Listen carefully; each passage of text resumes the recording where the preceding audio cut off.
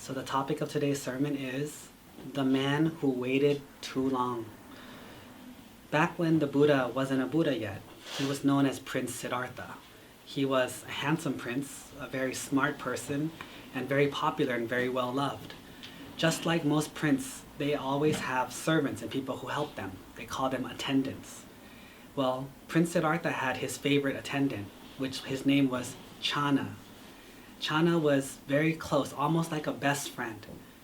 If you notice in like all the big movies, the kings, the prince, they always have a best friend. Like in the movie Phra Anandapanyo, he had his friend Jiao Ting.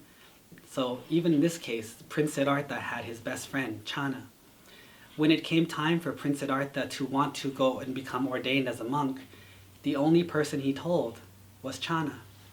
Channa got his horse, they went together and went out into the forest. Prince Siddhartha cut off his hair, changed his clothes, and decided, I'm going to become a monk. Who was the first person to cry? Channa started crying. He felt sad that his prince and his best friend was leaving.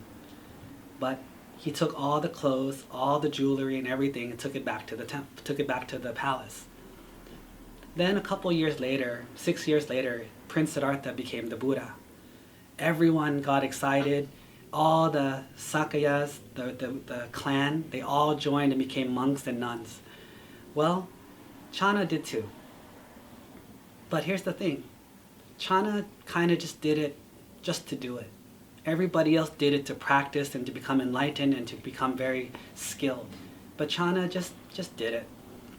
And so he spent the whole time not practicing. He was very egotistical because he was best friends with the Buddha. He knew everything about the Buddha before. And so he was very egotistical. And each day he just kind of hung out, didn't do anything really, didn't practice, didn't train, just hung out every day. People would tell him to do things, would push him and say, hey, try this, do this. He was like, no, leave me alone, don't bother me. Well, all of these people were afraid because, well, this was the Buddha's best friend. How can we say anything bad to him? How can we punish him? How can we train him? Well, we can't. And so the word got back to the Buddha, and the Buddha told everyone, leave him alone. Don't teach him, don't help him, just leave him alone. So everyone left him alone. And he had a very relaxing, very chill monkhood. He was a very chill, relaxed monk, didn't really do any benefit, didn't help anyone, didn't help himself, was just very chill and relaxed. Well, everyone practiced. Everyone tried their best. Many, many monks became enlightened. Many got this first stage, second stage, third stage, fourth stage. Many nuns became enlightened.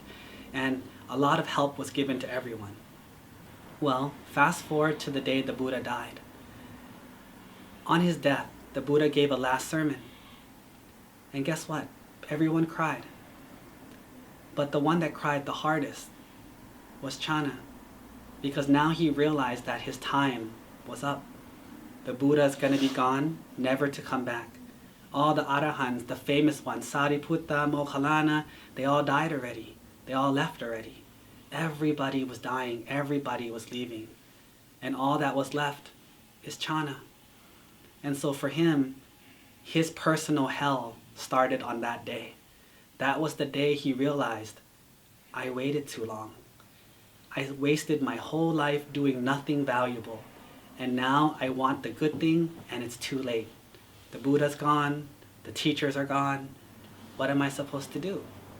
Well, Channa then dedicated himself and practiced as hard as he could. He tried to remember everything the Buddha ever said, tried to remember all the teachings, and he tried his best. And eventually, he succeeded. But for him, even though he succeeded, it was very hard, and it took a long time. And it wasn't necessary, because if only he had not waited that long, he could have listened to the Buddha, he could have talked to the Buddha, he could have learned from the Buddha. But when you wait long, sometimes you miss your chance. And so the moral of this sermon is, if you know something good is to be done, something that you should do it now.